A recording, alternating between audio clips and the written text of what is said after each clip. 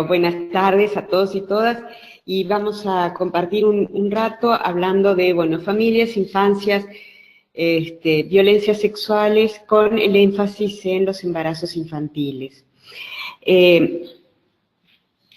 Yo voy a hacer la presentación y luego intercambiamos, así que espero que sea provechoso para todos. Para empezar, unas ideas previas quizás sobre la sexualidad. A mí me parece que cuando hablamos de estos temas es muy importante pensar el lugar que en nuestra sociedad ocupa la sexualidad. La sexualidad durante en nuestra cultura occidental, o la cultura judeocristiana de la que somos herederos, de una forma u otra, las distintas sociedades de este continente, a pesar de que en algunos casos más que en otros está también las culturas originarias, también culturas afroamericanas, etcétera. Pero en cuanto a la sexualidad podemos decir que hay una tradición occidental donde la sexualidad estaba ubicada en el ámbito de la religión y la moral. Y tardíamente, digamos, en el lapso, pensando en la historia, tardíamente aparecen los abordajes científicos de la sexualidad, que fundamentalmente van a ser desde la biología, en primer lugar. Luego de la biología, medicina, sexología, en fin, se va ramificando, va habiendo otras. La psicología también es desde otro lugar, con bastantes diálogos con la biología y diálogos también con las ciencias sociales, que como tales las ciencias sociales son las que más tardíamente llegan a esto del análisis de la sexualidad. Y es este análisis, este abordaje, más que análisis, desde las ciencias sociales en el que yo me baso, dado que yo soy antropóloga y esa es la zona en la que me muevo. Entonces, dicho esto, quisiera detenerme un segundo en pensar, en compartir con ustedes que la sexualidad es ante todo un término polisémico. ¿Qué quiere decir esto? Quiere decir que significa muchas cosas a la vez, es decir, que a través de sexualidad puedo incluir prácticas, puedo incluir creencias, puedo incluir hábitos, puedo incluir representaciones, a su vez puede tener connotaciones morales, es múltiple, pero de alguna manera podríamos decir que este término polisémico, una vez que es abordado desde las ciencias sociales, que incluye estas prácticas, estos hábitos, va a involucrar, y esto es importante, tanto los cuerpos de las personas como sus relaciones sociales, sus discursos, sus fantasías, y esto ahí sí guarda una relación con la moral, y cada uno de los distintos campos disciplinarios y teóricos desde los cuales se aborda la temática tiene una definición específica. Por lo tanto, no podemos hablar de una única definición de sexualidad. La propuesta que acá estamos haciendo es pensar la sexualidad en relación al género. Sexualidad y género se interrelacionan. En alguna medida la sexualidad es un ámbito que va a estar definiendo algunos aspectos del género y a su vez el género es un ámbito que va a estar definiendo lo que es la sexualidad. Es decir, que uno y otro se retroalimentan. El género no es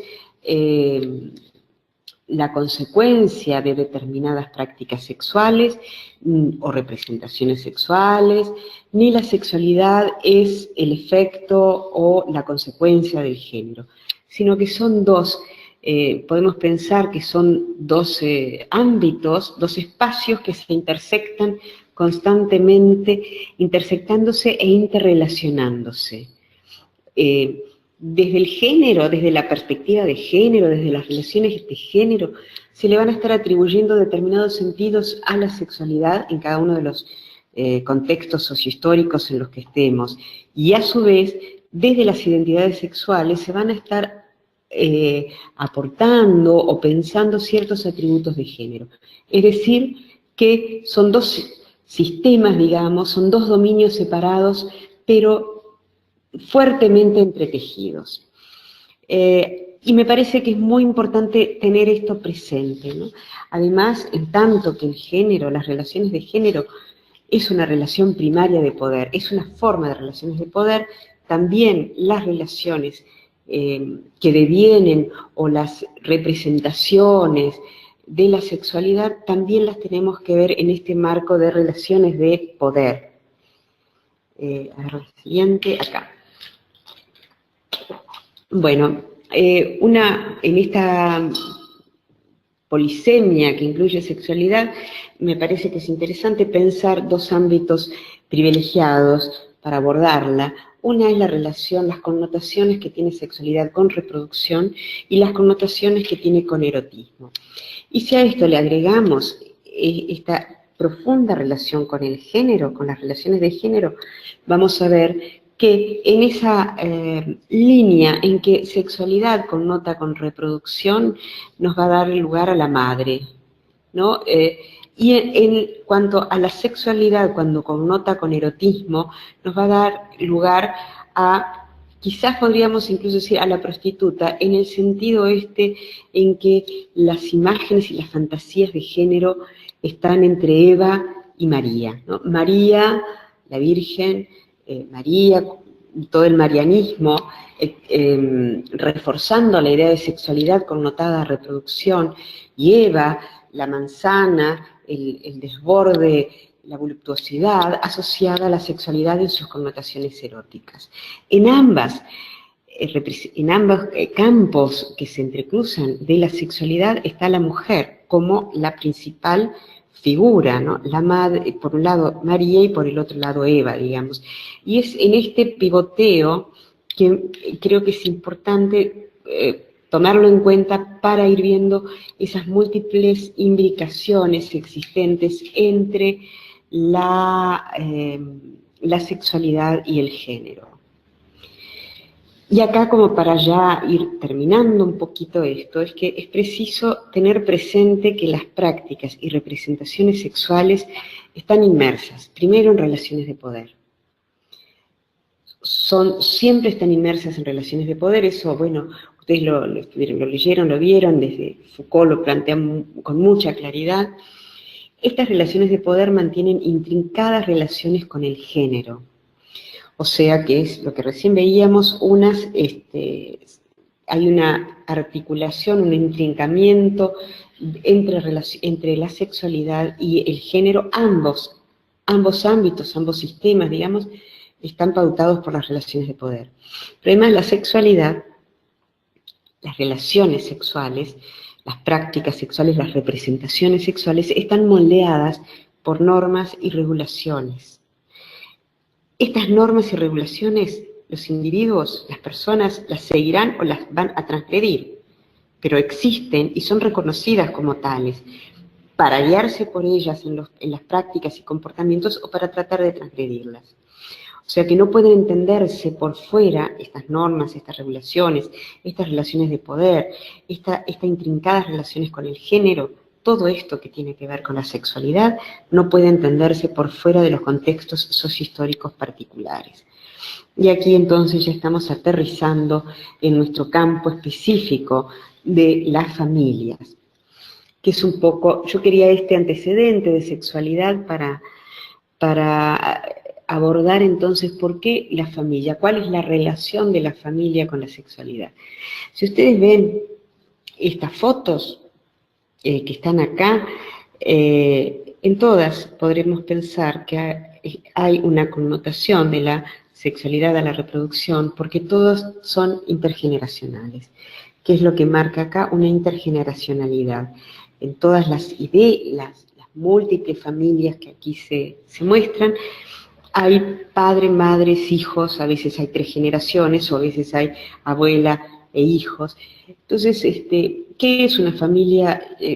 Yo creo que podríamos ensayar una definición de familia diciendo que que hay una familia cuando existe algún tipo de relación de filiación reconocida como tal, ya sea una madre con hijas o hijos, ya sea una pareja heterosexual, ya sea dos mujeres o dos hombres con hijos, y estos hijos podrán ser tanto biológicos como adoptivos, no importa, las parejas, los hijos y los padres podrán ser de distintos grupos étnicos, de distintas razas, interraciales, interétnicos o no.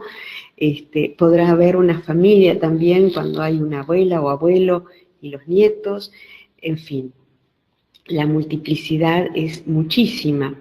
Incluso algunos pueden pensar que una familia incluye los animales.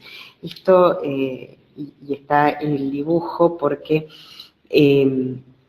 a veces cuando a los niños se les hace dibujar cuál es tu familia, aparecen también los animales incluidos en la familia, lo cual está demostrando que familia también tiene que ver con los afectos, con los que comparten el hogar, con los que viven juntos, en fin. Ahora, para hablar un poquito de la familia y tratar de analizarla, o sea, tratar de llegar a la familia de manera analítica, porque cada una y uno de nosotros sabe, tiene una idea muy clara de lo que es familia, pero a veces nos resulta difícil definirlo analíticamente, porque hay tantas familias, tantas formas de organizarse la familia, es algo tan dinámico que a veces es difícil llegar a una definición analítica.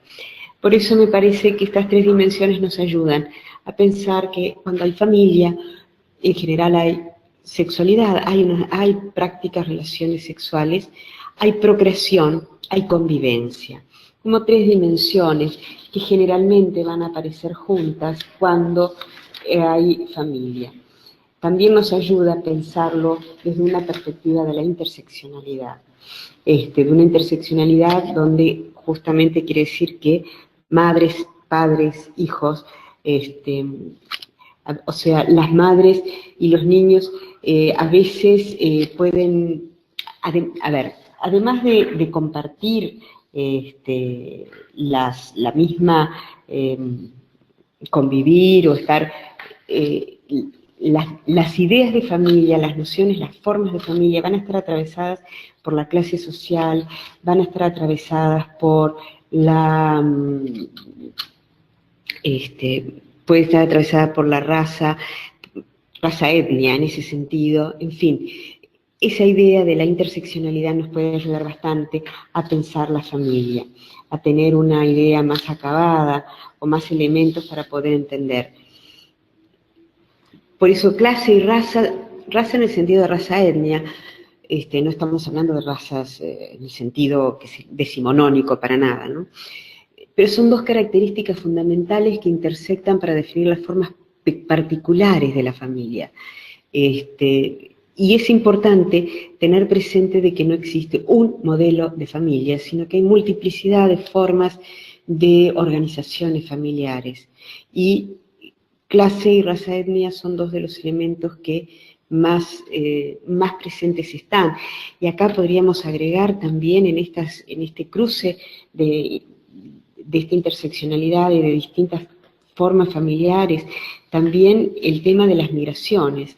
En este sentido, las migraciones transnacionales, donde muchas veces provocan nuevas organizaciones familiares, con los cuidados transnacionales, cuando una mujer migra, pero tiene sus hijos, y cuando son muy pequeños los manda a que vivan con su mamá en su país de origen, para ella poder seguir trabajando y mandando dinero, y eso también es una familia, y es una nueva forma de familia, una familia que está pautada por otras relaciones. La mirada entonces desde la interseccionalidad enriquece a la vez que complejiza nuestro abordaje de la familia. A su vez, es preciso aplicar esta perspectiva a la infancia. Perdón. ¿Por qué a la infancia? Porque cada niño o niña ocupa un lugar específico en la intersección de ejes de poder. ¿Cuáles son estos ejes de poder? El género, la edad, etnia, raza, clase social, el lugar ocupado en la familia, entre otros muchos. todo esto lo pondrán al niño, niña, en una situación de mayor o menor vulnerabilidad frente a los posibles actos de violencia intrafamiliar, incluyendo el abuso sexual. Entonces, no todos los niños, niñas de una familia están en el mismo lugar o tienen el mismo grado de vulnerabilidad. Y estos son algunos de los elementos que es preciso considerarlos. Y aquí ya como en un embudo, cada vez llegando más cerca de estos embarazos infantiles, la violencia intrafamiliar. Luego veremos la relación entre la violencia intrafamiliar y el embarazo infantil. Pero acá, ¿por qué la familia es un lugar de violencia? Y ese es el punto que me parece que es crítico. Es dejar de pensar por un momento en la familia ideal, la familia como el lugar del descanso, del apapache, el lugar en el que nos van a recibir muy bien, en lugar de la contención, del amor, del afecto, de la tranquilidad, de la paz, para ver la familia como el lugar de la violencia, de la agresión, del maltrato. A ver, ¿cómo es que sucede esto de que en general pensamos en la familia como algo dulce y agradable, y cuando vemos la realidad, las cifras, la información cualitativa de todos nuestros países, aparece la familia como uno de los lugares donde más se ejerce la violencia? Este es un problema serio, que no es un problema de las familias donde se ejerce la violencia, sino que es un problema de la sociedad en general, que hace, que permite, que habilita, o que por la manera en que la sociedad es la familia, se convierte en un lugar de socialización de violencia, de distintas violencias. Pero una de ellas es las que ahora nos importan para este tema, es la violencia basada en el género y la violencia intergeneracional. Y la familia es un lugar de socialización de violencia. No significa que en todas las familias se ejerza, pero es un lugar donde la violencia muchas veces, con frecuencia, es socializada. La violencia intrafamiliar es producto de una estructura social basada en la desigualdad que abarca diversas expresiones.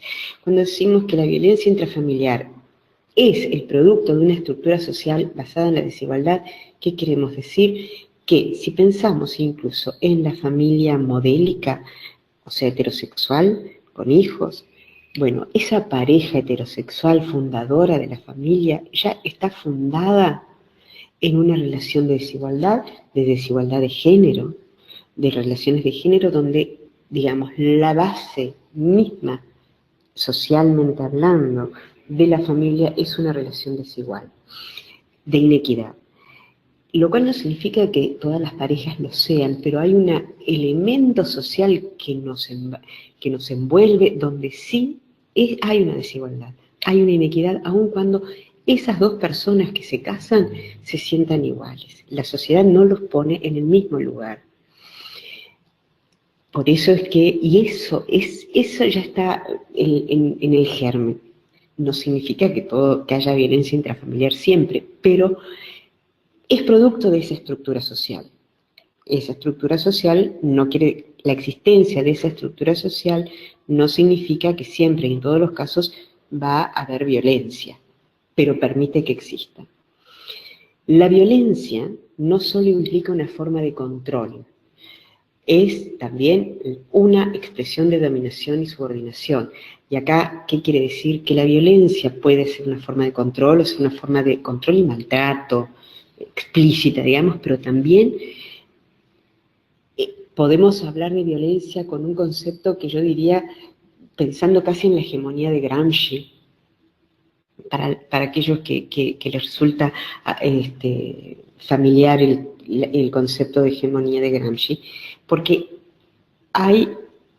está tan internalizada que no es necesario la fuerza física o la fuerza psicológica, digamos, el grito, lo que sea, para que la violencia, para que exista, para que se dé la situación de violencia.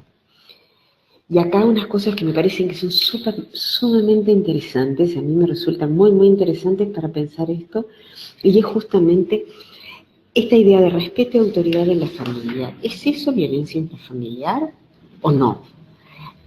Cuando digo, ¿es eso o no? A esto me refiero. Aquellos, especialmente los niños, que viven cotidianamente situaciones de violencia, se ven compelidos de dotar de sentido esas situaciones. Aparecen así conceptos ambivalentes para designar las experiencias dolorosas: respeto, corrección. En algunos estudios, en el documento que les presenté, cito alguno, de Mercedes Jimeno, una antropóloga colombiana que a mí personalmente me gusta mucho, y ella plantea justamente eso, cómo es que los niños, en esta necesidad de dotar de sentido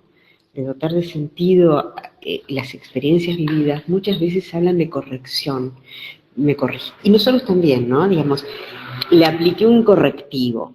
Yo eso lo he escuchado. Le apliqué un correctivo y decirle, le di una cachetada.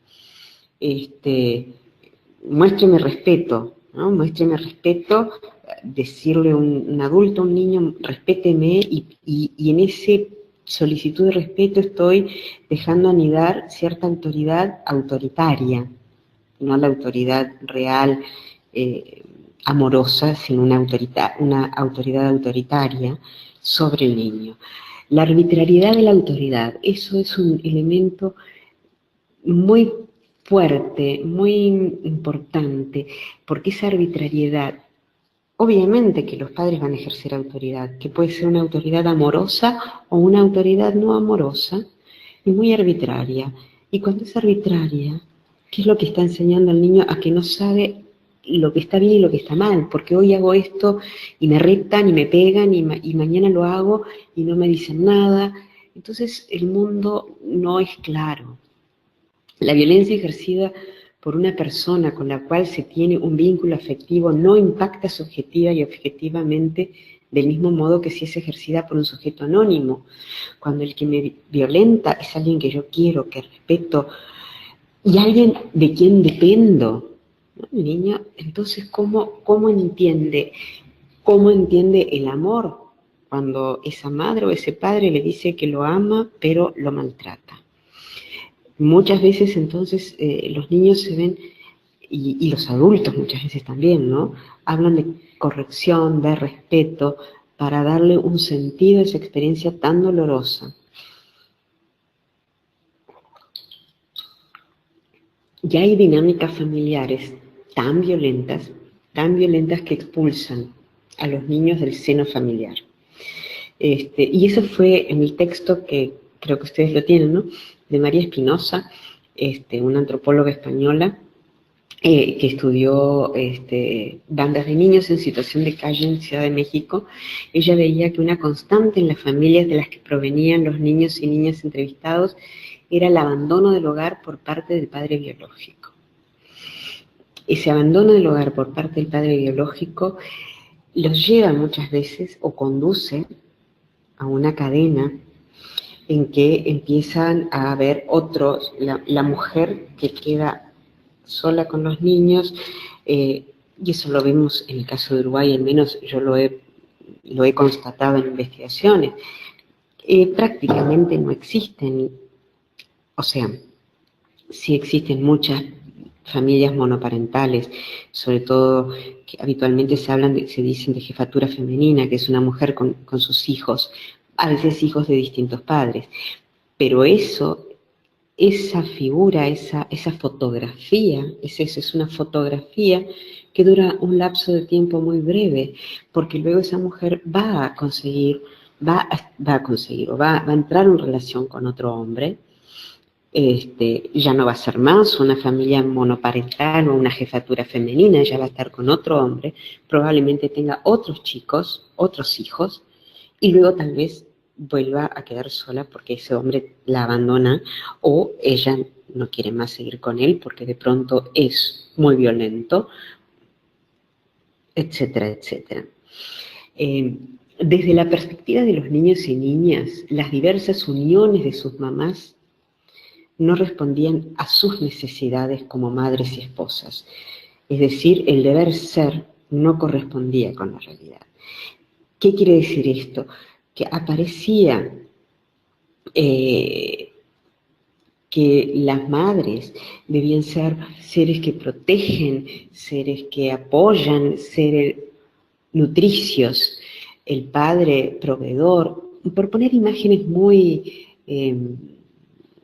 estereotipadas quizás, pero que nos sirve para entender, como un deber ser de la realidad, ¿no? Pero ese ideal de madre nutricia, de padre proveedor, no era el que se condecía con la realidad. Es muy probable y yo puedo hablar que en algunas investigaciones aquí en Uruguay eso sucede, muchas mujeres de estratos tremendamente pobres, con hijos, se juntan con un hombre y esperan también que ese estar con él las ayude a poder criar mejor a sus hijos, los que ella ya lleva, y los nuevos que va a tener con ese hombre. Pero luego eso no sucede.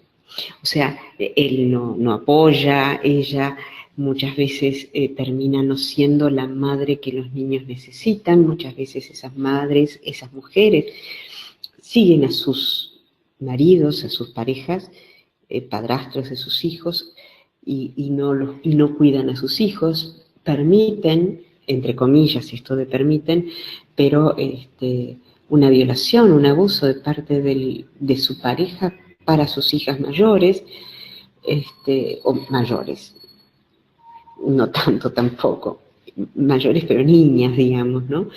Entonces la niña se siente no cuidada, no protegida, y muchas veces esas terminan huyendo de la casa porque se sienten más seguras en la calle que en la casa. De modo que las expectativas depositadas en el vínculo madre-hijo tampoco se hacían realidad desde el momento en que las mamás no los cuidaban ni los protegían ante la violación que presidía las relaciones entre los hijos, las hijas y los padrastros, sobre todo cuando interpretaban que sus madres no mediaban ante esa violencia que en caso de las chicas muchas veces tomaba la forma de abuso sexual. Entonces acá, ¿qué pasa con la violencia contra las niñas en nuestra sociedad?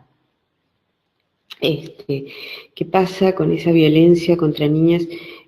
Vimos dentro de la familia puede pasar eso, lo dejamos un poco en stand-by porque hacia el final vamos a volver al abuso y a las formas de violencia, etc.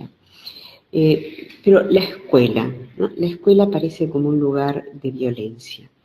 En el artículo que ustedes tienen de Carolina Borda, otra antropóloga que trabajó en Ecuador, ella ahí muestra centros educativos donde la violencia simbólica y física se institucionaliza como mecanismo de educación.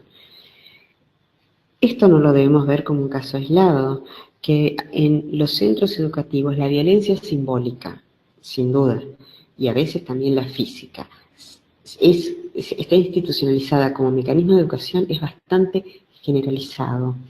Y acá es un disciplinamiento que va habiendo de los niños, ¿no? En el caso el disciplinamiento, el ponerlos en la norma, dentro de la norma es esta, así se debe hacer, y a veces eso, porque obviamente que los chicos tienen que seguir una norma, es parte de la educación, pero no necesariamente tiene que estar mediado por una violencia, pero muchas veces sí lo está. En el caso estudiado por Carolina Borda, las chicas con extraedad, bueno, en general, las chicas con extraedad son en todos lados, los chicos también, un problema para la escuela, donde se los excluye o están incluidos como un grupo especial que cumple la función de recordar a la comunidad cuál es la normalidad esperada. En el caso del grupo Quichua, que estudiado por Borda, esto aparece muy fuertemente. Pero esto es algo bastante más generalizado, donde la extraedad sirve para marcar que la norma es otra y que ellos están fuera de la norma. Y ahí ya hay una violencia simbólica muy, muy fuerte. Al legitimar el uso de la violencia, los docentes enseñan a los y las estudiantes que en ciertas circunstancias se merece ser golpeado, ello asociado al poder de la autoridad tradicionalmente ejercida por los hombres. Y acá la legitimación del uso de la violencia no me refiero necesariamente a docentes ejerciendo violencia con los alumnos, también se la legitima cuando se la ve y se permite el ejercicio de la violencia entre los estudiantes, entre los alumnos, y se lo legitima, no se la reprime, se la permite. Y ya llegando entonces a la violencia sexual. Las violencias sexuales, y a mí me gusta hablarlo en plural, porque las violencias sexuales son muchas, son múltiples y diversas. Generalmente cuando se habla de violencia sexual se tiende a pensar en la violación, que como bien dice Rita Segato, la violación cruenta, así la denomina ella, es un caso extremo de violencia. Pero las violencias sexuales son múltiples y pueden ir desde el acoso sexual callejero, incluso al abuso sexual, a la violación. Las violencias sexuales en base al género no pueden acotarse nunca según la división público-privado. ¿Qué quiero decir con esto? Que la violencia sexual no puede homologarse a violencia intrafamiliar o a extra, o sea, una no es y la otra es. Hay violación intrafamiliar y violación en la calle. O sea, la violencia sexual es independiente del lugar donde se ejerce. Ahora, lo que pasa con la violencia sexual, y esto es algo bien interesante, sobre todo para la gente que viene del derecho, es que existe una mayor impunidad hacia el agresor que en otros tipos de violencia. A ver, cuando digo una mayor impunidad al agresor, más de uno dirá, no, pero cuando un violador entra a la cárcel es alguien muy atacado, todo el rigor de la ley contra el violador, sí. Todo se concretiza casi en la figura del violador, al cual muchas veces se lo coloca como una persona fuera de la norma, un anormal, un enfermo, y no alguien, mi vecino de puerta, alguien común y corriente. Pero, como les decía recién, la violencia sexual es mucho más que la violación. Hay violencias sexuales más sutiles, pero que no por ello menos violentas. Menos violentas que una violación probablemente sí, pero digo, y ahí es donde el agresor tiene mucha más impunidad. Porque muchas veces la víctima de esas violencias sexuales siente vergüenza de decir que fue víctima de violencia sexual. Y esto es también, hay una mayor invisibilidad tanto para la víctima, el victimario y la sociedad en general de este tipo de violencias, a la vez que la dificultad para su conceptualización. Y esto tiene que ver con eso, con la mayor impunidad. La mayor impunidad va de la mano de la mayor invisibilidad. En las relaciones de género están tan arraigadas y en algunos casos definen nuestras conductas, en muchos casos, no siempre, pero en algunos casos, digamos, en los casos donde llegamos a una situación, a relaciones donde el machismo es muy fuerte, entonces ahí el victimario ni siquiera es consciente, lo cual no lo hace irresponsable, es responsable, es muy responsable, pero no se da cuenta de que está ejerciendo una violencia sexual, porque se siente en el derecho de hacer lo que está haciendo con esa persona, con esa mujer o con esa niña. Y de ahí esa dificultad en la conceptualización también. Y de aquí algunas problematizaciones que me parece importante plantearlas. ¿Cuándo es que podemos hablar de abuso? ¿Es legítimo señalar un acto como abuso aun cuando para la comunidad no lo sea? Acá estoy pensando en un caso, y esto venía del año pasado, que estaba más cerca en el tiempo, incluso con la comunidad Wichí, que había habido un famoso caso muy hablado de una chica, una niña que había sido violada, la niña Wichí, y ahí hubo una discusión porque había quienes decían que dentro de la comunidad o para la comunidad eso no era una violación, había quienes decían que no, que era una violación de cualquier manera. Fue un debate muy interesante, ¿no? Pero que esto nos trae estos dos puntos. ¿Están mis valores por encima de los otros? ¿Mis valores son mejores?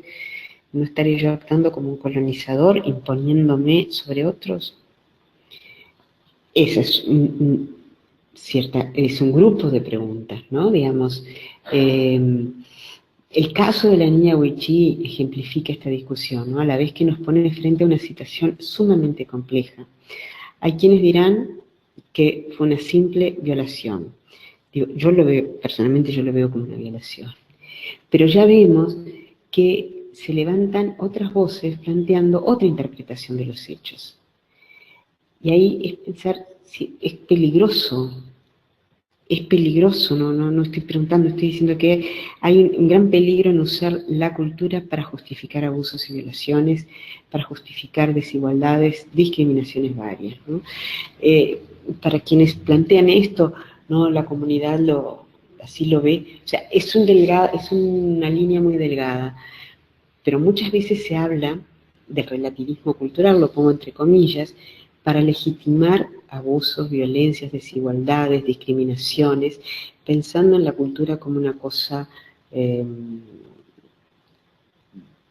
quieta, que no, incambiable, esencial, inalterable, cuando en realidad pocas cosas, cambia todo el tiempo, el conflicto es su cotidianidad, digamos.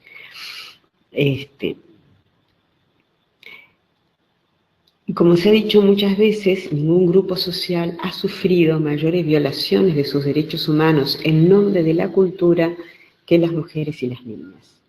En la cultura occidental también se esencializa la relación de dominación masculina, las relaciones patriarcales. Y acá, ojo, cuidado, porque hay distintos tipos de violencias sexuales y violencias en general, pero acá estamos centrándonos en las sexuales, que no son visibilizadas como tal. Entonces también preguntarnos qué pasa con la agencia de los y las niñas y de los adolescentes. Porque a veces también, hablando de violencia sexual, terminamos viendo al niño, al adolescente, como una víctima siempre. Y es preciso reconocer la agencia. Tienen agencia, tienen poder, tienen decisión, pero al mismo tiempo también es preciso tener presente que se trata de un grupo en situación de vulnerabilidad, por su edad, entre otras cosas. O sea, que hay agencia y vulnerabilidad. Y ese me parece es un punto bien interesante para tener en cuenta, pensando en el embarazo infantil, en que la existencia de una agencia, o sea, yo hago, yo quiero, yo puedo, ¿no? El yo sujeto de mi agencia, que las niñas tengan agencia, no quiere decir que no sean vulnerables y que no estén en una situación de vulnerabilidad y que por lo tanto pueda haber determinadas acciones que las violenten, que ejercicios de violencia contra ellas. O sea, el tener agencia no las inhabilita, no les asegura que no sean víctimas de violencia. Y acá pasamos a la última parte, estoy mirando la hora, me estoy extendiendo un poquito de más, voy a ir un poquito más rápido quizás, pero esta parte me parece bien interesante y volvemos a la violencia. Porque las causas del embarazo infantil. Y primero que nada, la diferencia del embarazo entre mujeres ubicadas en la adolescencia tardía, de 15 a 19 años, de los embarazos infantiles, que son las mujeres ubicadas de 14 años o menos, generalmente de 10 a 14. ¿Por qué es preciso, esta línea de los 15 años marca una separación muy grande?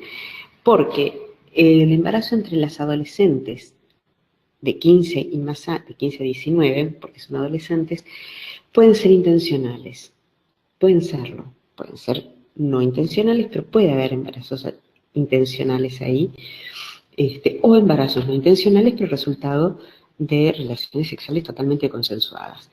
Pero se supone que el embarazo infantil, es decir, de una niña de 14 o menos años, siempre es el resultado de un acto de abuso sexual. Es decir, el abuso sexual no necesariamente conduce a un embarazo, porque puede haber abuso sexual sin que haya, sin que la niña quede embarazada. Pero el embarazo infantil es resultado del abuso sexual. Vale decir, hay más abuso sexual que niñas embarazadas. Hay más niñas víctimas de abuso sexual que niñas embarazadas. Pero niñas embarazadas son resultado de abuso sexual de una u otra forma. Y ese es un punto clarísimo, un parteaguas, lo cual no significa que las chicas de 15 o más años sus embarazos no sean resultado de abusos sexuales. Puede ser hasta de una mujer de 40 y pico de años. Pero en las niñas es el resultado de un abuso sexual, siempre. Y esto, acá algunos elementos interesantes, ¿no? Las niñas adolescentes inician sus relaciones sexocoitales bajo coerción. No necesariamente es una decisión libre, o deseada, sino que hay una coerción que puede ser por medio de un acto de violencia, pero también puede ser una coerción por el entorno social. Es decir, cuando hay presión, cuando no son relaciones libremente consentidas. El grado de libertad es muy difícil de definir, en fin, pero la coerción es generalmente muy fuerte. Y lo interesante acá, que también es muy complejo el tema, porque muchas veces la niña no identifica que eso que sucedió fue un acto de abuso, o que fue una violación, ¿no? Porque ella no lo evitó. Entonces, como ella no lo evitó, no evitó que eso sucediese, cosa que probablemente su agresor le está diciendo: ah, vos no hiciste nada para que yo no lo haga, a vos te gustó, yo me di cuenta por cómo me mirabas, o sea. Y la niña, que tiene muy pocas herramientas culturales y sociales para enfrentar eso, y psicológicas, pero no me quiero meter en un campo que no es el que yo domino,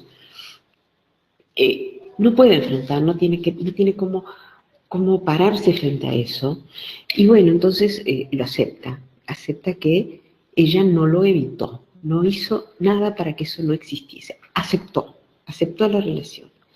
En realidad no aceptó nada, solo que no tuvo los instrumentos, las herramientas para poder evitarlo.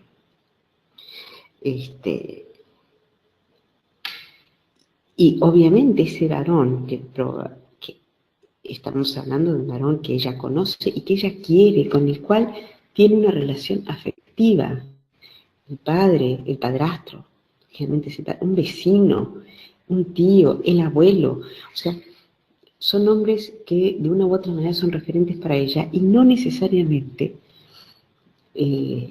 son maltratadores. O sea, el abuso sexual no siempre va de la mano de un maltrato generalizado en otros campos de la vida cotidiana. Puede ser una relación, yo diría, que bastante amorosa, entre comillas, en sentido de amable, de marcando que yo mando y tú no, pero donde el afecto, recordemos lo que veíamos antes, que frente a situaciones dolorosas que no se puede entender, a veces el niño dice: no, pero es que me está reprimiendo, reprendiendo, yo le debo respeto, entonces ese intento de darle un sentido a esas relaciones dolorosas, también hace que no tenga tantos elementos para poder identificar como un agresor a su agresor, como un victimario a su agresor. Entonces acá nos enfrentamos a varios problemas.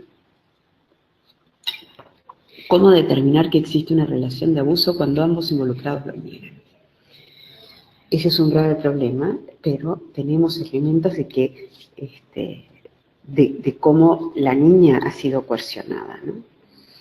¿Cómo hacer para que esa niña en el futuro pueda tener una sexualidad placentera?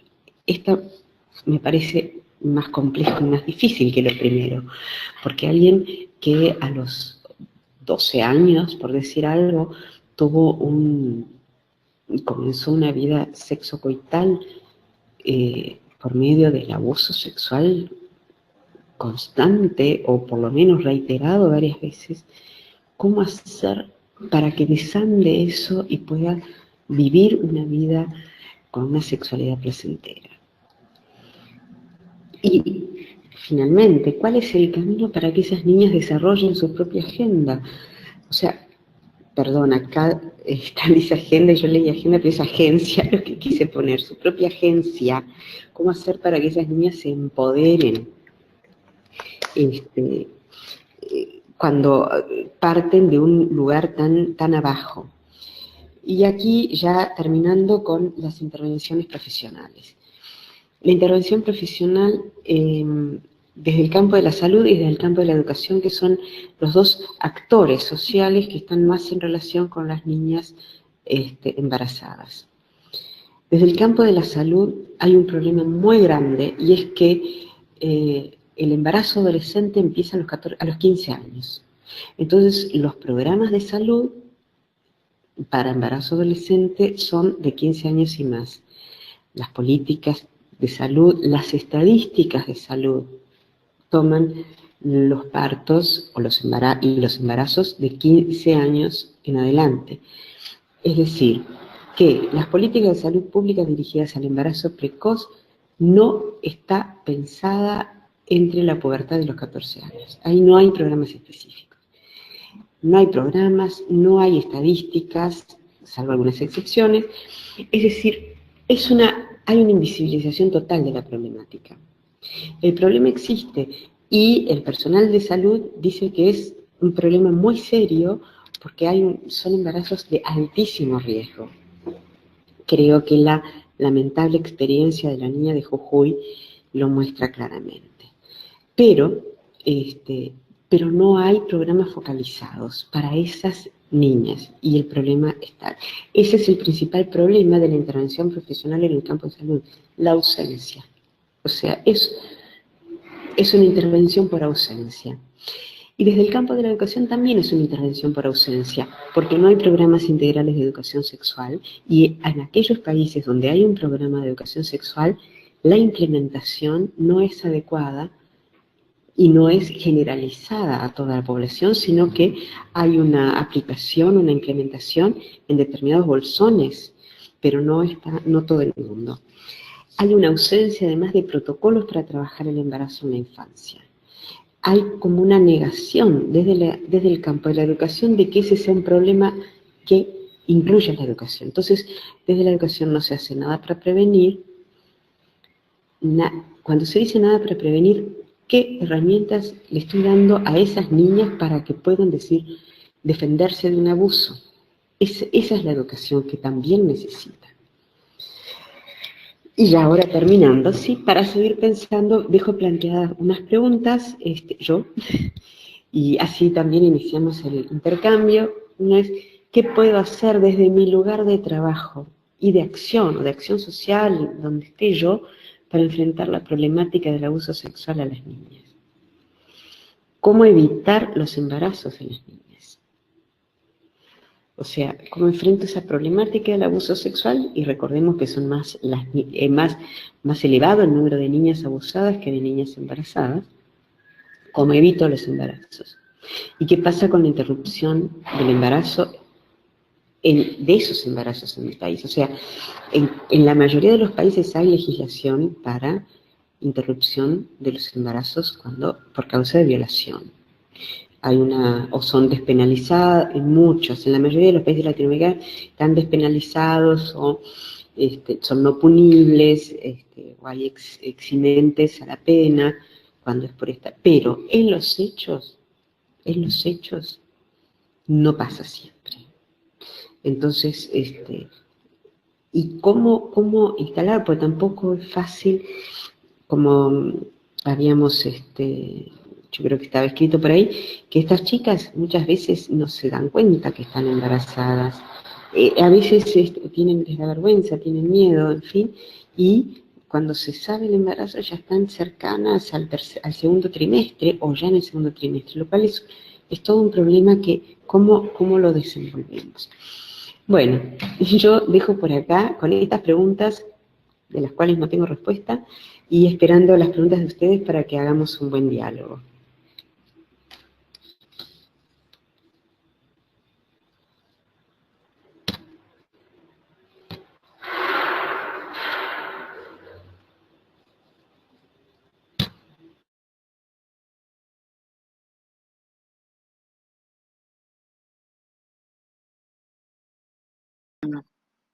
No se estaba escuchando.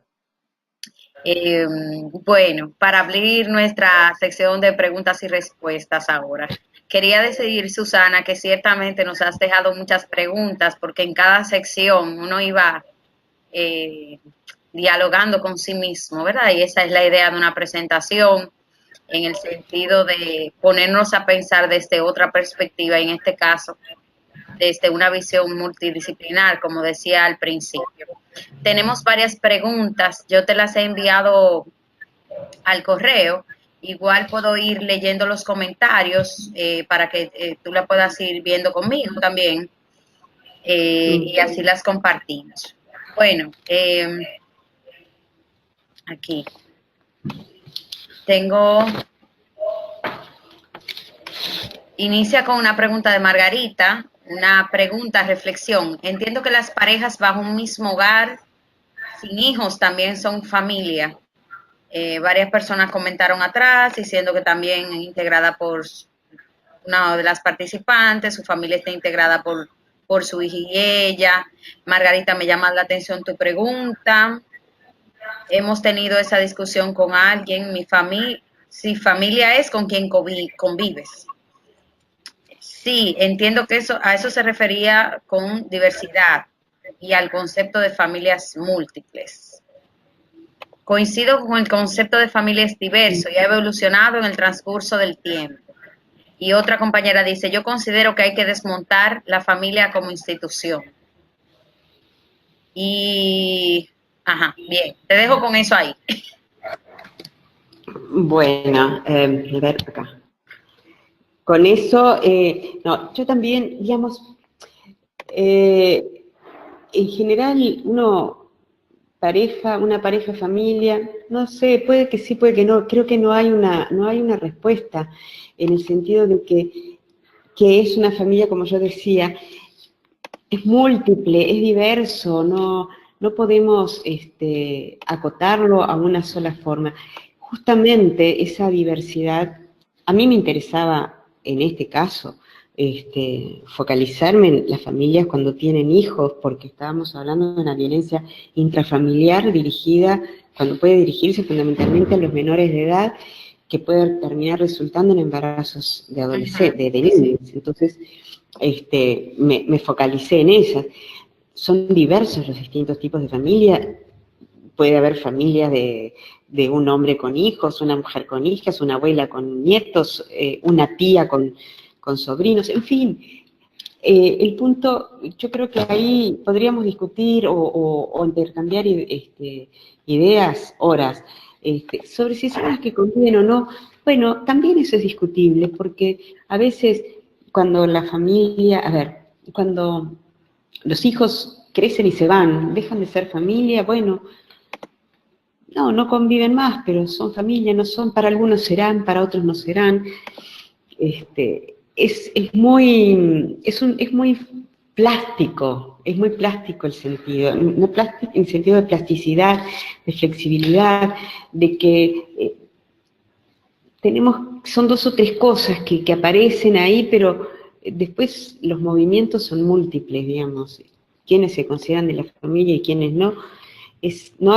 Yo creo que no hay una definición que uno diga es esto, sino que es bastante más amplio. Dejo por acá esta pregunta, pero podemos seguir discutiéndolo. Bien, sí. Continúo con el resto de las preguntas. A ver, ahora Vale. se va a ver mi pantalla. Yo considero que sí hay que desmontar la familia como institución. Nos hace, bueno, comenta Diana, nos hace ver que ya hay más, que va más allá de la estructura tradicional. Cierto, Diana, lo que sucede es que estamos acostumbradas al concepto de familia legal, papá, mamá, hijos e hijas. Continuamos con otra parte. Así es, pensamos en la diversidad familiar, desde las que incluyen a las mascotas, como aquella pareja sin hijos, ya sean hetero o homosexuales, como las abuelas con hijos, como dijo Susana Rostaño. Bueno, a mí personalmente ese comentario lo había pasado yo. Me ha gustado mucho la reflexión que has hecho sobre el tema de la autoridad y la violencia que conlleva. ¿Cómo, yo me planteo la pregunta, Susana, de cómo esa autoridad termina siendo la razón por la que la niña entiende que a los adultos no se le contradice? ¿Por qué esa no contradicción termina siendo un factor de riesgo para las niñas y los niños en materia de violación? O sea, yo debo obedecer a los adultos, debo obedecer, y si ellos me agreden y si ellos me dicen algo, la madre, el padre, el resto de la familia te da instrucciones de cómo responder sutilmente. Cómo ese aprendizaje se convierte en una legitimización de la agresión. Sí, es un tema re complejo. A mí me parece muy interesante que anotes eso porque realmente a partir de un ejercicio, sobre todo cuando la autoridad se convierte en un ejercicio arbitrario, bueno, hace que el niño, la niña termine aceptando cosas que no entiende o que no sabe por qué las hace, inhabilitando que esa niña pueda pensar por sí misma, ¿no? Digamos, obedece. La obediencia le quita realmente, ahí le está quitando determinada agencia de poder hacer lo que piensa que está bien, ¿no? Y ese es uno de los motivos también que aparecían en la investigación de María Espinosa, de los niños que terminaban huyendo de sus hogares, cuando se les hacía insoportable la convivencia por esa obediencia que había que hacer, y esa obediencia implicaba recibir castigos sin que entendieran por qué. Entonces ahí yo creo que en el tema de la autoridad es muy interesante pensar cómo la autoridad puede ser amorosa, ¿no? Me gusta la idea de una autoridad amorosa en el sentido de decir lo que hay que hacer, de enseñar, porque los padres tienen que enseñar cosas. Por ahí estoy leyendo a Diana que dice, nuestra cultura obliga a saludar, a besar la mano, pedir bendición, yo qué sé. Pero, y otras cosas plantea. Uno esas cosas las enseña, pero se pueden enseñar amorosamente y no impositivamente. Y ahí hay un elemento de marcar cuáles son las normas que se siguen en la sociedad sin alienar al niño, ¿no? Sí. Bien, ahí. A ver. Quito esto para poder leer. Plantea otra compañera. Parte del sostenimiento de la cultura adjudicada a las mujeres pasa por la violencia sexual. Voy a tratar de agrupar un par, ¿verdad? Dice, ¿se cuenta con algún estudio a nivel de Latinoamérica que nos arroje luz? Esta pregunta la hace Ani, de República Dominicana. ¿Algún estudio de Latinoamérica que nos arroje luz sobre las aproximadamente cuántas niñas violadas quedan embarazadas y las que pasan por esos embarazos. Creo que sí, niñas no, madres. Silenciar. Ay. Perdón que te silencié, Susana. Continúa. no, discúlpame tú, es que estaba así, acá había un ruido. No tengo en este momento, hay una obra al lado, lamento el ruido. No tengo en este momento presente un estudio que tenga las cifras que pide Ani, pero puede ser que haya algo.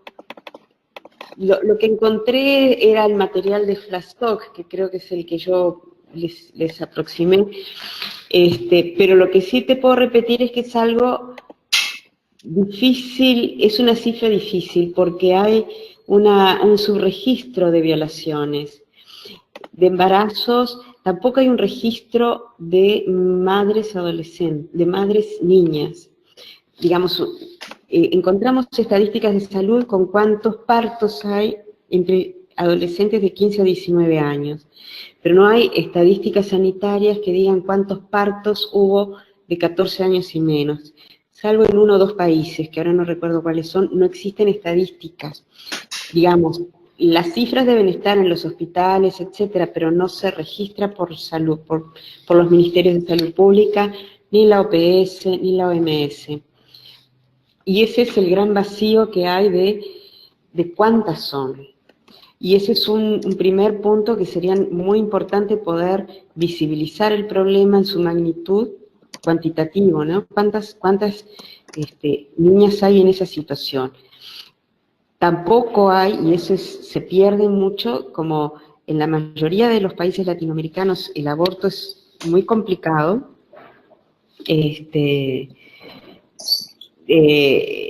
muchas chicas, probablemente de menos de 14 años y mayores también, que vayan a abortar lo van a hacer clandestinamente.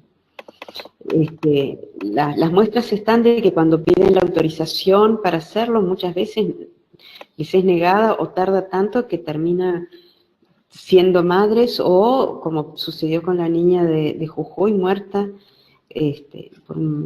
por esa cesárea que le hicieron, ¿no? Entonces, son cifras difíciles de obtener, oficiales. Habría que hacer una investigación realmente de entrar a ver el número. No me acuerdo qué había preguntado antes, qué es lo que habían preguntado antes del estudio, de pedir si había cifras. Me perdí ahí. A ver. Bueno, que si también era, a ver, aproximadamente cuántas niñas violadas quedaban embarazadas. Era básicamente eso. Tengo otra No. pregunta más. Sí. A ver, dejo el audio. A modo de reflexión, dice Santiago, a modo de reflexión, es muy importante lo que plantea la docente. En tanto, la misma persona suele convivir el padre, que socialmente le dicen debe dar protección, y el otro, el abusador, el que daña. Y eso precisamente Santiago le dice a Ivana, es lo que hace más vulnerable aún a la niña. Sí, exactamente.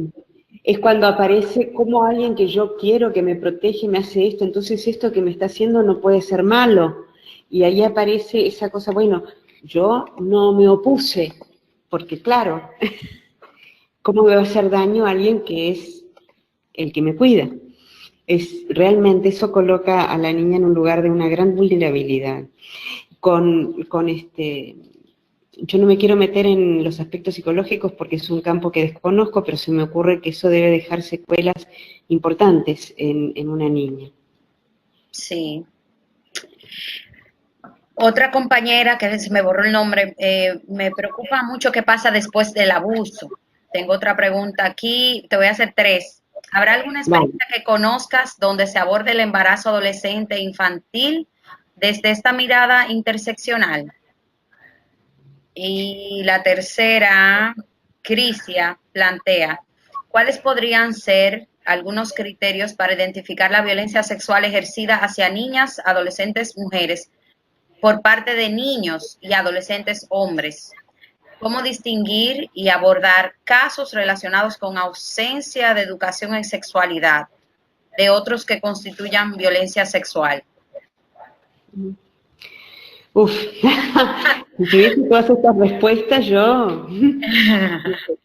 ¿Qué pasa después de un abuso? No lo sé, eso no lo sé, nadie lo puede saber, creo exactamente.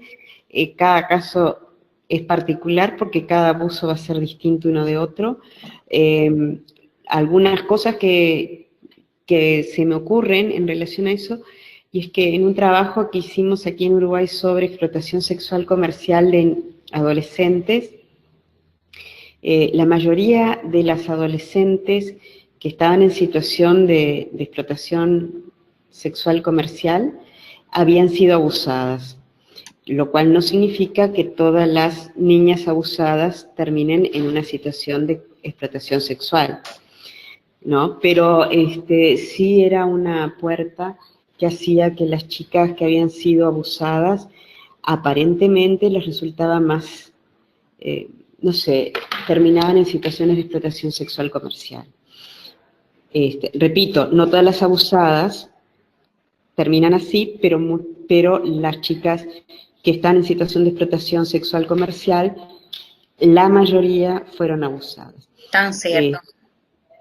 Entonces, bueno, eso es algo que puede suceder, pero ya digo, es a nivel de personalmente, cada niña abusada va a ser diferente, y además los grupos sociales, las comunidades van a trabajar, van a afrontar eso de manera diferente. Hay lugares donde de pronto una niña es abusada, se sabe que está abusada y luego se la estigmatiza por haber sido abusada.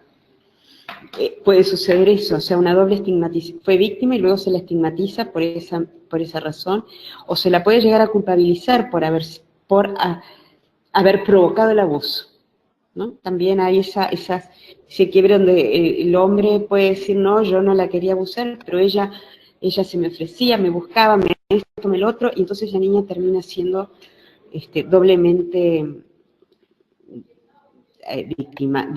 victimizada. Y otros, resulta que la niña abusada es tratada como una víctima, digamos, es múltiple. En cuanto si conozco algún lugar donde se trate el embarazo adolescente infantil de manera interseccional, no conozco. No sé si hay algún lugar donde lo hagan, yo lo desconozco esto. Y la otra pregunta, media complicada, de los criterios de violencia sexual cuando son niños, niñas, cuando es niños a niñas, cuando es... ¿Quieres que te la repita? ¿Puedo repetirla? Dale, repetímela. A ver, ¿cuáles podrían ser los criterios para identificar la violencia sexual ejercida hacia niñas y adolescentes mujeres por parte de niños y adolescentes hombres? Esa es la primera parte. Sí. Bueno, sobre esa... bueno, léemela toda, dale. No, adelante, así no te... No, y esa primera parte es, el criterio es que el tipo de violencia ejercido entre pares no es igual al tipo de violencia ejercida cuando hay una diferencia, cuando es intergeneracional. Porque cuando es un niño sobre una niña o un adolescente varón sobre una adolescente mujer, hay una relación de poder dado por el género, donde va a tener socialmente más poder el varón o los cuerpos masculinizados que los cuerpos feminizados. Porque acá también pueden ser víctimas de la violencia chicos con cuerpos feminizados. Entonces, ahí el eje de poder que existe es solo de género. Por ahí también hay diferencias étnicas de clase y demás, pero no está el eje intergeneracional. Es mucho mayor el poder que ejerce un adulto sobre un niño o un adulto sobre un adolescente que el que ejerce un adolescente sobre otro adolescente. O sea que la diferencia que hay es que cuando son de la misma edad no existe ese eje de poder dado por la diferencia de edad. Sí. Existen todos los demás, pero no ese. Entonces ahí es cualitativamente diferente. Y generalmente digamos, no existe eso que vimos hace un ratito de la autoridad y la obediencia. Entonces si esta persona es la que me manda, la que tiene autoridad sobre mí, yo no me puedo oponer, eso no va a existir cuando son pares. Y esa creo que es la principal diferencia que hay. Lo cual no quiere decir que no exista violencia sexual entre pares. También existe, pero es de otra característica porque no está ese otro elemento que es muy determinante del tipo de violencia. Bien, la segunda parte dice, ¿cómo distinguir y abordar casos relacionados con ausencia de educación en la sexualidad, educación en sexualidad de otros que constituyan violencia sexual? No entiendo bien, ausencia de educación sexual, ¿cómo distinguir casos de ausencia? Los casos relacionados con ausencia de educación en sexualidad de otros que son violencia sexual. No, y violencia sexual va a existir, la ausencia de educación en sexualidad en sí misma no es una violencia sexual, es que, digamos, la educación integral en sexualidad permitiría que las niñas y los niños tuvieran más herramientas para poder defenderse de posibles agresiones sexuales. Sí, aquí tengo un comentario sobre eso precisamente. Dice Margarita, sí. Yo en los talleres trabajo la prevención de abuso sexual a través de los cuentos, como por ejemplo, Estela grita muy fuerte.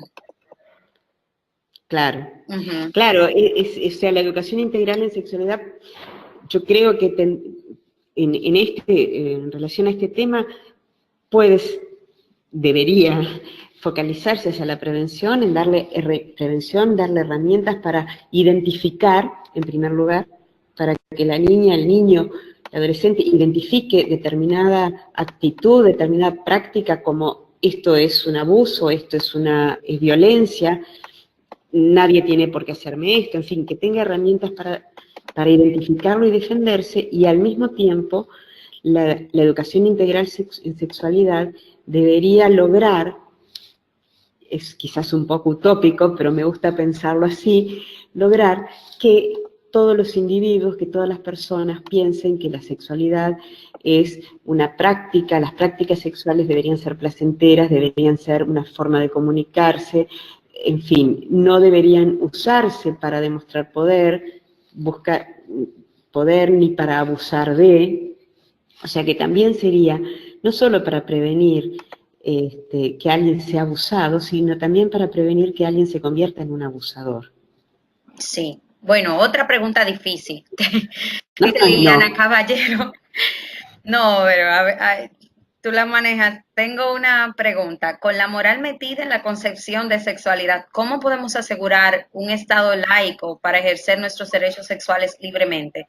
La moral ha sido un impedimento tangible para transgredir derechos en la región, tal como lo estamos viviendo en Guatemala, El Salvador, Brasil. Es una pregunta para hablar durante horas.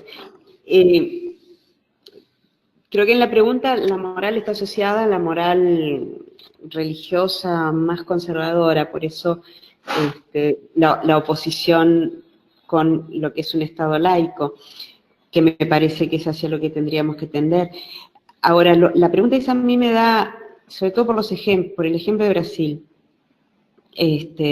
me da la pauta también para pensar y plantear el tema de hasta dónde esta ola, o no sé si llamarlo ola o qué, conservadora, que está teniendo no solo nuestro continente, sino todo el mundo, o buena parte del mundo, no todo, pero buena parte, y que uno de los elementos que tiene, de los que se nutre, es en en esta creación que hizo de, entre comillas, ideología de género, y que entonces a la luz de ello se trata de deshacer o desandar el camino de ampliación de derechos en el terreno de la sexualidad y de la reproducción, ¿no? Desandar derechos que se obtuvieron en el campo de los derechos reproductivos y en el campo de los derechos sexuales, y cómo se ata eso también a un conservadurismo religioso, y hay una moral religiosa, ya también no solo católica, sino neopentecostal, evangelista, etcétera. Y la oposición al Estado laico, no sé, no contesté nada, solo dije algunas preocupaciones, mencioné algunas preocupaciones que tengo sobre hasta dónde o cómo hacer para enfrentar un neoconservadurismo que trata que es retardatario de la ampliación de derechos. Pienso que a través de la profundización de lo laico, de la laicidad, es uno de los caminos, pero evidentemente no debe ser el único. Creo que necesitamos ser muy creativos para poder encontrar formas de estrategias para enfrentar este embiste, digamos, de ideología de género, que no sé cuáles son, pero yo los invito fervientemente a que pensemos en alguna y la pongamos en práctica. Bien, 2 preguntas más. Tengo aquí, ¿cómo definimos la capacidad de agencia de las niñas? Y la segunda, esa era Sandra Montealegre, y Nilka Castro pregunta, desde esa perspectiva del concepto familia y lo que se ha de dar al interno de ella, y cuando no se siente que se encaja en los conceptos normalizados, la afectación que provoca, y más cuando es de cara a las vulneraciones. Estas conceptualizaciones pueden encubrir las vulneraciones diversas que pueden vivir los niños, niñas y adolescentes. Bien. La primera es más clara. La agencia de las niñas, yo creo que es la agencia de las niñas está en dejar ver o apreciar hasta dónde las niñas, y los niños también, pero estamos hablando de las niñas, hacen lo que son sujetos de sus acciones. O sea, pueden con determinados grados de libertad, de libertad de autonomía, con determinados grados de autonomía, que no va a ser autonomía total para nada, pero pueden ser sujetos de sus acciones. O sea, pueden hacer la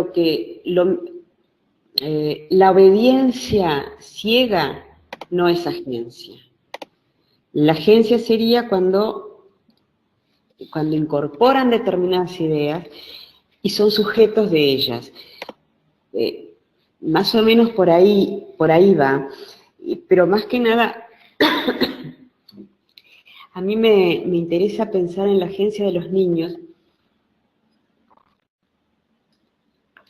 pensando, por ejemplo, en el caso de los niños en situación de calle, o los niños que están en situación de explotación sexual comercial, que se los ven casi siempre como víctimas, y lo son, pero no son solo víctimas, son víctimas que a su vez ejercen determinada agencia.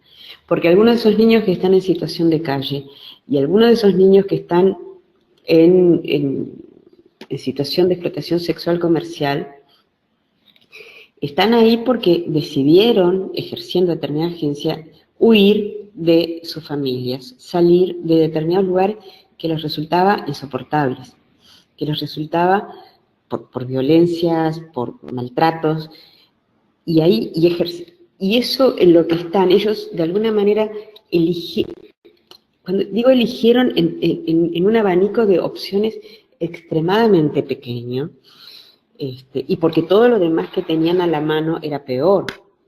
Entonces son víctimas, sí, son víctimas, pero también ejercieron cierta agencia.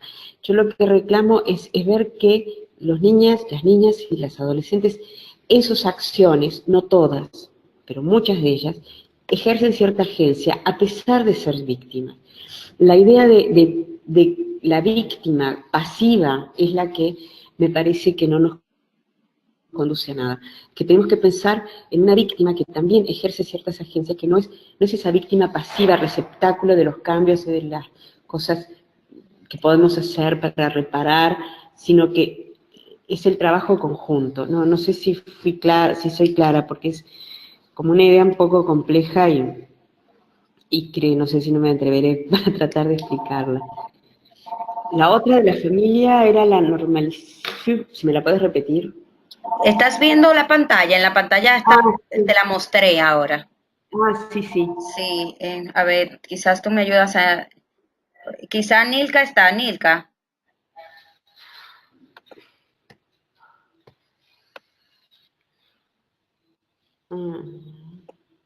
Nilka, si Hola. deseas, adelante, Hola. adelante, plantea tu pregunta, por favor. Ok, Sí. es como que existen en la familia, como si todas esas ideas al mismo tiempo inciden en esas vulneraciones que pueden vivir los niños y las niñas, porque muchas veces los niños y las niñas, con todos estos conceptos que reciben de la familia, se sienten a veces, yo no pertenezco, yo no encajo, pero como también todas esas expectativas, cuando no se dan, también le hacen sentir mal y muchas veces lo que le hacen callar y se hacen sentir responsables. ¿Cómo esas ideas pueden, inciden? Hay estudios de ver de cómo esas conceptualizaciones de la familia pueden incidir en mayores vulneraciones. Desconozco que haya estudios de esos, pero probablemente sí la incidencia sea bastante grande en aumentar las vulnerabilidades. En realidad, sobre los efectos de las relaciones familiares sobre los niños, miembros de esas familias, es un tema del cual yo creo que ha sido muy poco trabajado, muy poco investigado. Pensado sí, pero no investigado. No tengo mucho para decirte, lo siento.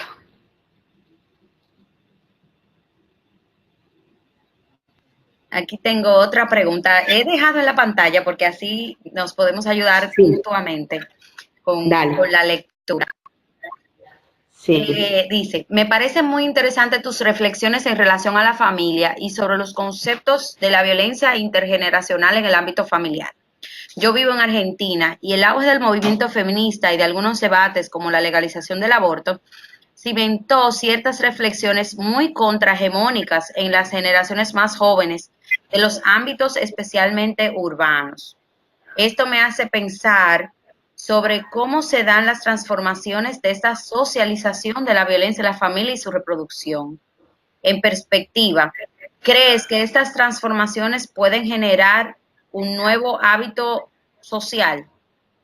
Espero que sí, espero que estas transformaciones estén promoviendo relaciones más equitativas entre los géneros y relaciones más equitativas entre todos los humanos, ¿no? Pienso también que cuando hay una movilización como la que está habiendo ahora en Argentina tan fuerte de feminismo, que el año pasado ha sido así la marea verde, una cosa brutal, de grande, de fuerza, de dinamismo, muy revolucionario en el sentido de que realmente los discursos que se oían no se oían 2 años antes. Yo creo que cuando eso sucede también hay hay cambios por un lado y por otro lado los sistemas en general van a tratar de evitar los cambios, digamos. Puede haber, no quiero hacer futurología, que no lo sé, pero muchas veces, o yo pienso que buena parte de las violencias, no necesariamente la violencia de la que estamos hablando hacia los niños, sino más bien la violencia contra las mujeres por parte de sus parejas o exparejas, muchas veces tiene que ver con que la mujer no quiere más, no se adapta, salió del rol tradicional que su pareja le estaba asignando. Y la respuesta de esa pareja es la violencia para tratar de volver a esa mujer al rol tradicional. Uf. ¿No? Entonces es la necesidad de que ese cambio sea acompañado por toda la sociedad en su conjunto, ¿no? Porque los cambios siempre tienen alguna reacción y bueno, y la reacción más fuerte a este movimiento feminista yo creo que está dado, pensando en la misma Argentina, con Laje y otra gente que habla mucho de la identidad, de la ideología de género. Entonces, es esa, ahí está la tensión mayor. Yo espero que el avance hacia relaciones más equitativas sea lo que gane, digamos. Ojalá. Bueno, y entonces un reto a la creación de un hábito es que estos contramovimientos también ven al movimiento feminista como una amenaza contra la familia por denunciar violencia de la familia, sin tratar de dar una respuesta a la violencia, que es lo que ambos debemos hacer. Claro. Al final, la experiencia de trabajar en diferentes ámbitos le deja a uno la necesidad de saber manejarse entre lo público y lo de ONGs y lo internacional. Y yo creo que un gran reto que tenemos es encontrar los medios, que es bastante difícil ya con dos personas que tienen una misma concepción hasta de feminismo. Imagínense con otra persona que lo ve desde el atentado religioso contra la familia. Eso va a ser, en términos de Estado, una gran presión. En representación de CLADE me tocó asistir a unas reuniones, bueno, creo seguramente algunos de los que están y de las que están en algún momento participaron, escucharon todo lo que sucede en ese ámbito, en las reuniones de la OEA, y los ataques de un grupo contra otro, por decirlo bonito, fueron bastante fuertes. Los encuentros con sociedad civil en el marco de la OEA no permitían conversación en ese ámbito, y era uno atacando que si ellas son las de la ideología de género y otros que defendiendo la familia. O sea que realmente es un gran reto. Sí, dijiste una cosa que me pareció muy, muy interesante, y es que realmente los movimientos feministas, porque hay distintos feminismos y distintas formas, pero todos de una manera u otra lo que quieren, lo que pretenden es una sociedad más equitativa, son un atentado, sí, a la familia tradicional, entre comillas, cuando esa familia tradicional habilita relaciones violentas. Y están promoviendo relaciones familiares de otra manera. Entonces yo pienso hasta dónde los grupos conservadores que dicen, no, los valores de la familia se están perdiendo, hay que volver a tener, no están hablando de una familia extremadamente jerárquica, donde el poder está concentrado en el pater familia. Sí. Entonces, sí, claro que se está en contra de esa familia, se quieren otras familias, ¿no? Sí. Bueno, dice Diana, con respecto voy a tratar de agrupar 5 ahora, porque y le digo a las participantes que yo veo que están llegando más preguntas, pero el tiempo nos va a limitar, lamentablemente. Sí. Entonces voy a tratar de ver cómo englobo esta parte. Dice Diana, con respecto a este último comentario sobre la autoridad, nuestra cultura obliga a saludar, a besar, eso ya lo habíamos comentado. Sí. Milka dice que estos temas, plantea Diana, pueden generar riesgo para los niños, niñas y adolescentes. Pues en lugar de hablar de autoridad, debemos hablar de respeto. Bien, aquí va. Ellen pregunta, personalmente trabajo con la estructura, es un comentario, con la estructura de un ejido. Es sumamente patriarcal, ellos castigan el abuso sexual con 2 semanas de cárcel dentro del ejido. Aunque en teoría se pueden aplicar las leyes federales, muchas de las víctimas no desean proceder porque violarían sus acuerdos sociales y la familia se quedaría sin sustento.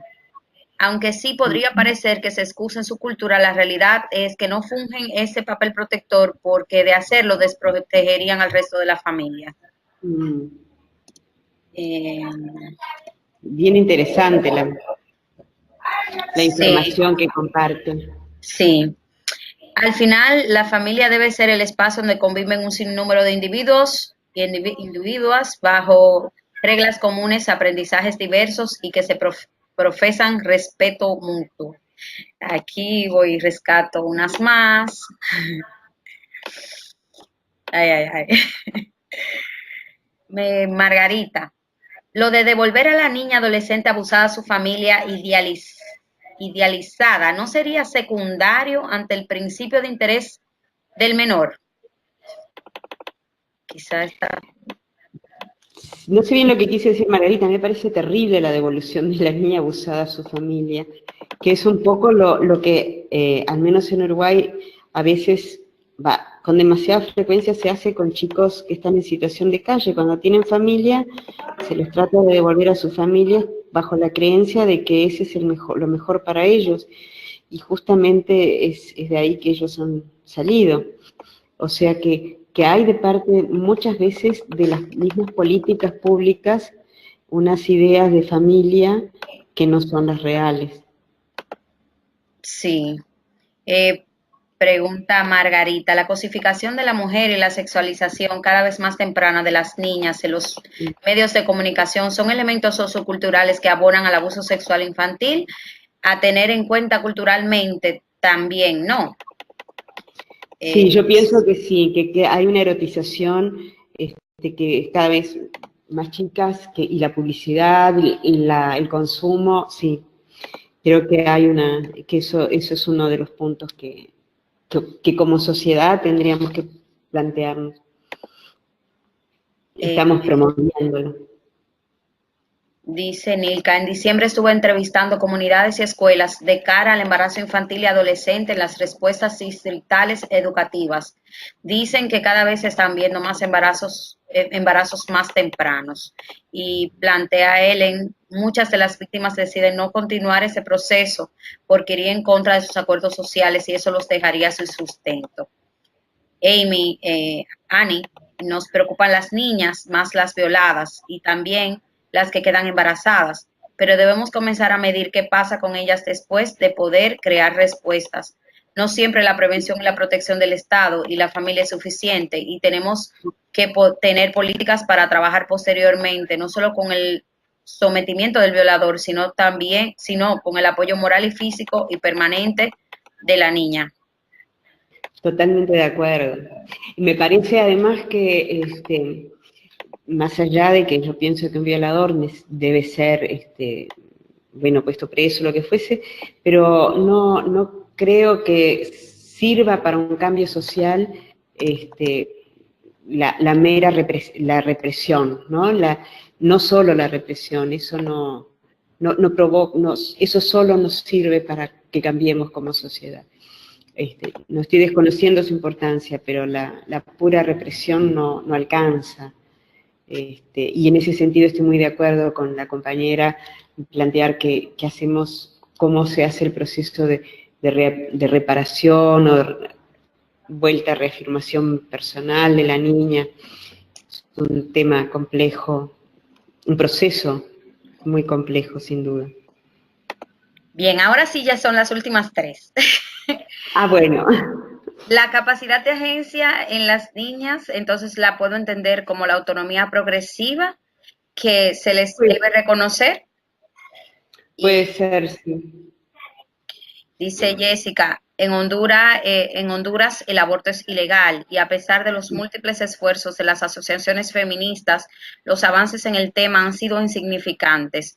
Aún en las circunstancias de violencia sexual no se realiza. Y Eva pregunta, ¿cómo es que están construyendo las redes de trabajo vinculación entre nuestros países para atender a las NNA e incidir en la problemática del embarazo infantil y adolescente? Bueno, no puedo decir nada. Creo que ustedes desde CLADE me están haciendo mucho para esto. Creo que es la organización que más está trabajando, no solo, pero están fuertemente involucradas, comprometidas con el tema, ¿no? Así es. Así que eso lo podrías responder más tú que yo.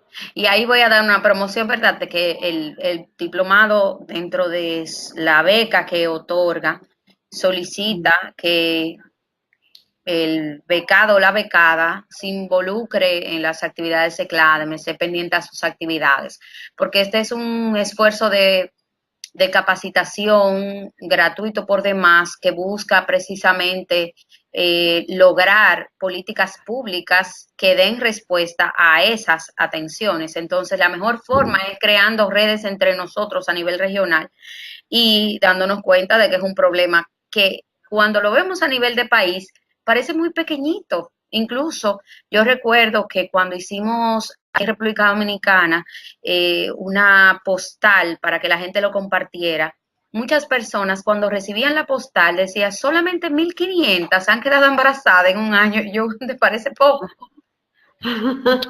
Niñas, o sea, si 1.500 quedan embarazadas, ¿cuántas Sí, fueron violadas? ¿Y por qué los números de violación son mucho menos? Entonces claro, necesitamos crear toda una red interinstitucional y de sociedad civil para que se sí, pueda dar una respuesta eficaz. Ahora, el Estado nunca va a lograr nada si los casos no llegan al Estado como denuncia y las organizaciones no se van a enterar y a facilitar atención a los casos si la gente no está sensibilizada. Entonces, como tú decías, si nos enteramos del embarazo de la niña después de los 4 meses, es más difícil la atención. totalmente.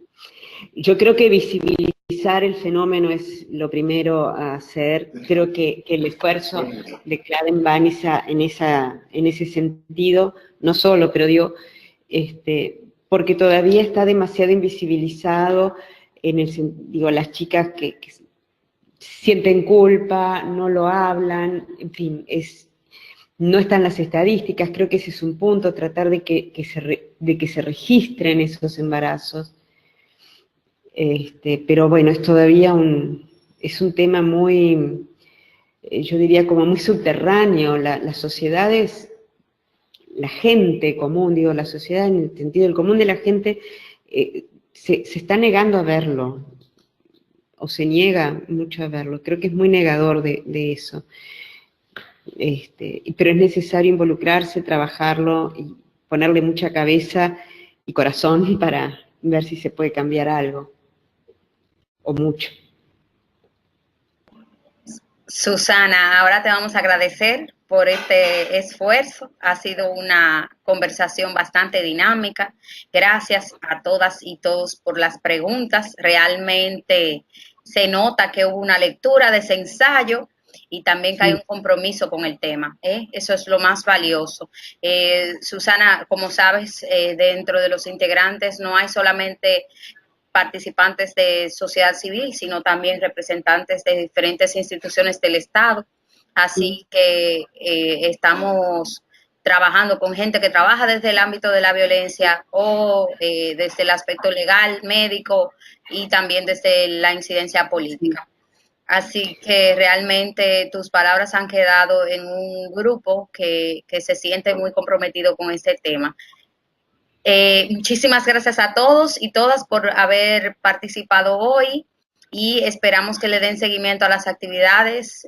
Recuérdense que las actividades cierran cada 2 semanas, cada módulo dura 2 semanas, por lo tanto, hoy es martes y el domingo cierra este módulo, por lo menos el trabajo final cierra este domingo.